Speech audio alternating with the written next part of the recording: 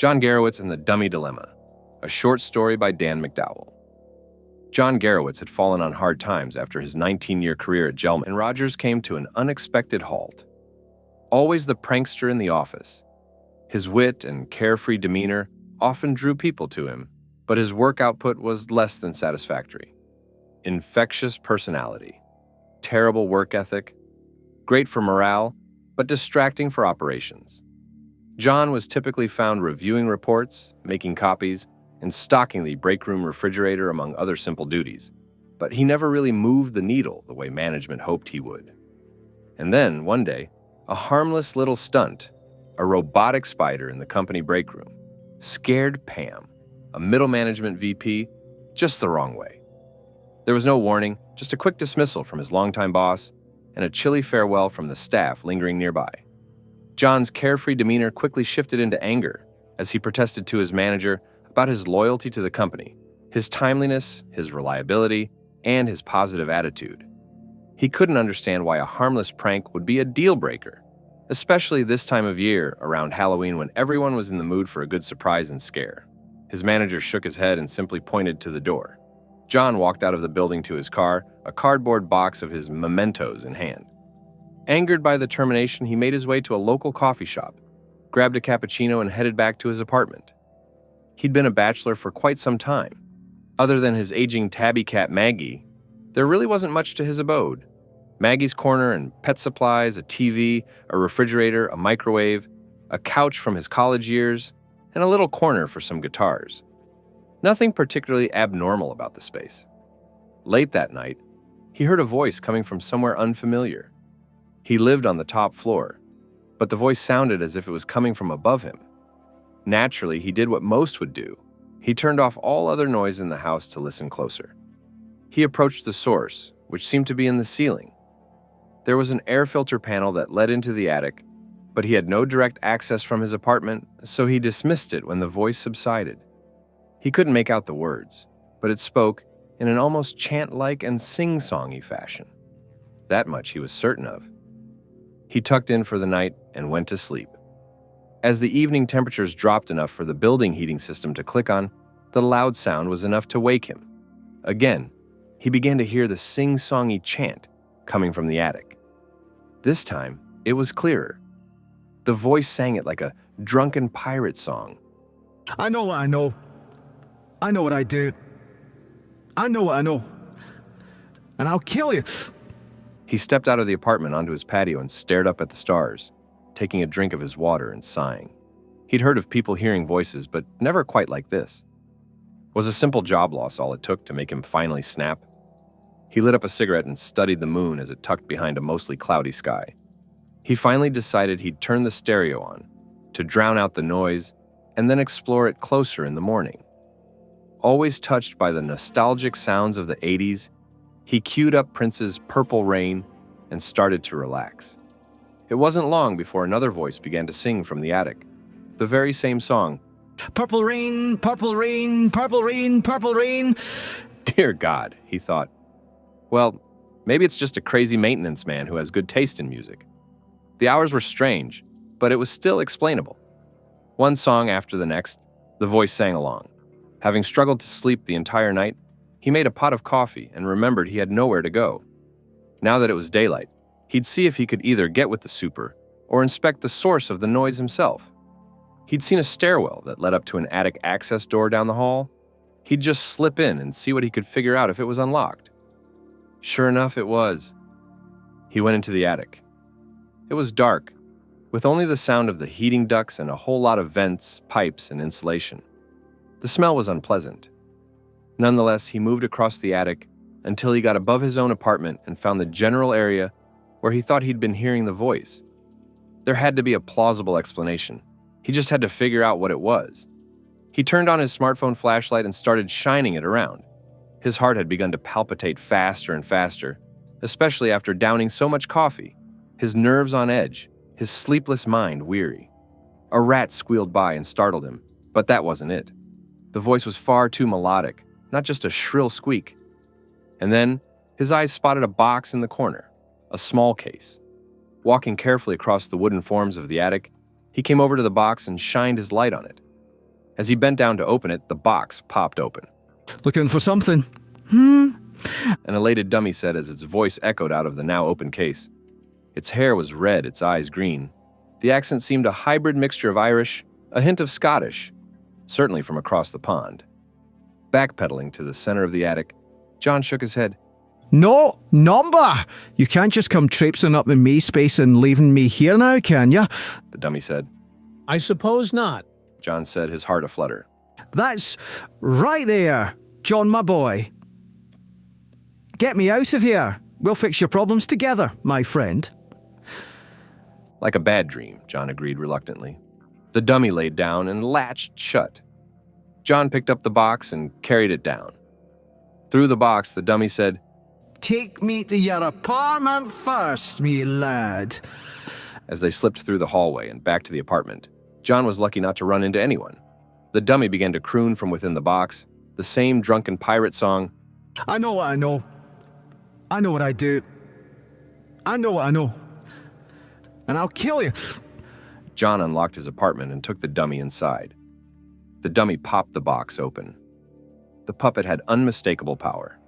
Though John controlled the visible movements, the voice within was all Dewey. Plop me on the couch there, Sir John. We've got some work to do. I don't follow. John said. What work? Well, John, me boy, dummies are out of style these days. It's a tough market. Obviously, he muttered, grabbing a beer from the fridge. Starting your drinking early, I see. You got one for me? I might, if you behave, he said, smiling. There now. That's more like it, the dummy replied. And what do I call you? There's a mistake there, John, my boy. You don't say my name. It'll conjure the feelings from within me that I've long buried. Okay, fine. So, how about I give you a new name? You can if you want, he said. But my real name's the only one that matters. Dewey? Dewey!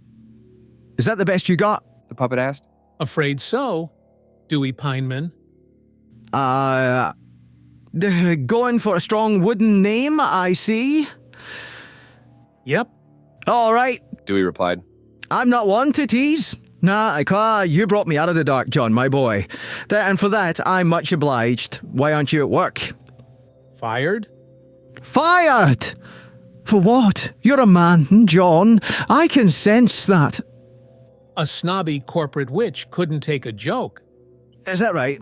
Dewey said, surprised. Yes. And you're stuck here on account of this witch, as you call her? She filed a complaint. They sent me packing. I was due for a career change.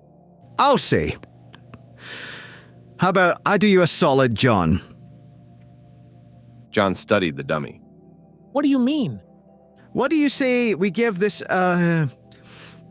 witch, Pam, a good scare?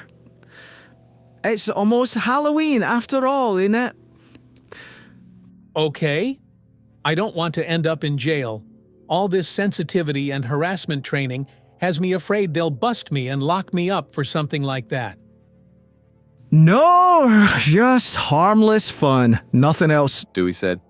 Just you and your old pal, Dewey the Dummy. Dewey the Dummy that has a nice ring to it. Nicely done there, John, my boy. So, what do you suggest? We go to your office and we get you your first gig. With me. I will do all the work and you take all the credit. A dummy and a fired ex-employee coming back to the place they got fired a few days later for a gig? That's it, exactly. Just crazy enough. It just might. Work, John said, looking at Dewey. Now, let's get you a suit and tie from the closet. Get you matching with me. Your hair and eyes. John, we are a match made in heaven. We already look alike. The red hair, the green eyes. I guess you're right. John got his outfit coordinated and called the office reception at Gelman and Rogers. He explained what he wanted to do to his old boss, who strangely entertained the conversation longer than John would have expected. There was a lot of reluctance at first from both John and his ex-boss. But given his extended tenure, likability, and the Halloween season, the stars aligned just right for him to return.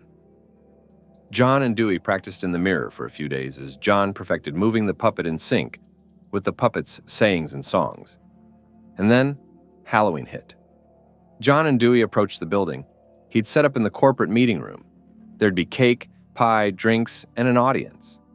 It wasn't long before that meeting room was bustling full of life, and John was ready to start his new career in front of the very same people he was cutting up with only days earlier. So, all things considered, I think we all can agree that we didn't expect to see each other again this soon. Certainly not in this capacity. Dewey took over, John controlling the puppet. But we are, aren't we? As the look of the room shifted from serious to concerned, John looked at Dewey and Dewey back at him.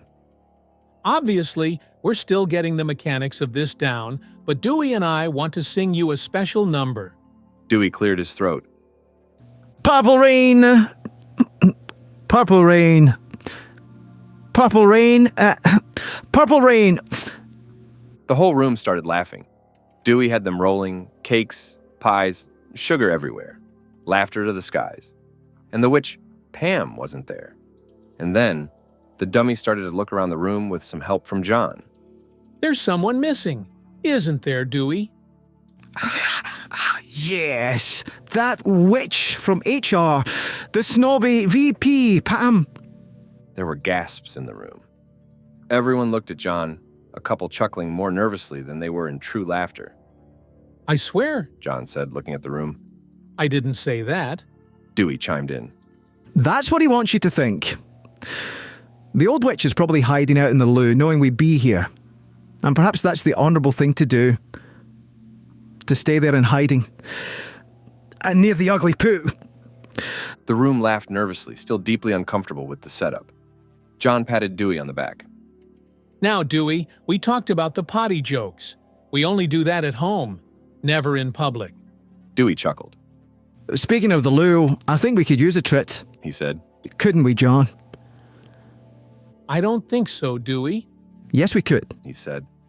John's grip on the internal control mechanism locked into place where he couldn't pull his arm out, growing tighter and tighter. John laughed nervously. As a matter of fact, we do, he said. Excuse us. Enjoy some pie. John turned Dewey's head. Enjoy some pie, he said, mimicking John. More nervous laughter. John approached the men's room. Is this what you want? What's going on here? You tell me, John, my boy. Then the dummy began to hum the familiar drunken pirate song. Wrong room. The old witch is over there in the ladies' room, ain't she? He continued to hum. Pulling John into the women's room, Pam studied herself in the mirror, getting her makeup just so. She screamed. Sing with me, John, Dewey said, kicking off the number as Pam attempted to run out of the room. I know what I know. I know what I do. I know what I know, and I'll kill you. Pam, it's not me. It's him. I swear. Dewey the dummy imitated him again. Oh, Pam, it's not me. It's him. I swear. Sing it, John. John sang, I know what I know. I know what I do. I know what I know. And I'll kill you. Dewey laughed out loud. Oh, Pam, my dear witch friend. You don't have to worry. We ain't gonna kill you. We just wanted to scare the pee out of you. Now we're done. Pam slapped John across the face and ran out of the restroom. Dewey let go of John's arm from within the puppet. John, my boy, we got even. And that's enough. I guess so, John said. Let's get you home before anyone can press charges. Fair enough, me lad, Dewey said. They approached the car. John turned up the stereo, and Dewey sang his heart out to many great 80s numbers. As John approached his building, he veered to the attic to return Dewey back to the space he found him. Not necessary, John. I have a new home there with you, haven't I? John knew if he put Dewey in the attic, he'd never be at peace again. But he also grew concerned he'd never be rid of him either. And so, in an unexpected turn of events, he took Dewey to the airport, bought a plane ticket to Scotland, and checked Dewey in the luggage. We'll take you home to the motherland. You can find your way back to your roots, John said. That's a great idea, John, my boy. We both got roots there, haven't we? John added, My mother was from Glasgow, so I guess we do. As John checked Dewey's case and watched it roll away, he turned around and returned to the car, never boarding the plane. Dewey would find someone else, someone he was more suited for. John returned home and settled in for the night, relaxed with his decision and ready to move on. And just as he got comfortable, he began to hear another voice singing a similar number, coming from the same place as before. I know what I did. This time, it was a lady's I know. And I'll kill you. voice. John began packing up the apartment. It was time to move on. Thank you for joining us for a very special episode of Midnight Snacks, Stories to Binge After Dark. I'm Dan McDowell, and I hope you enjoyed this story. Until next time, my friends.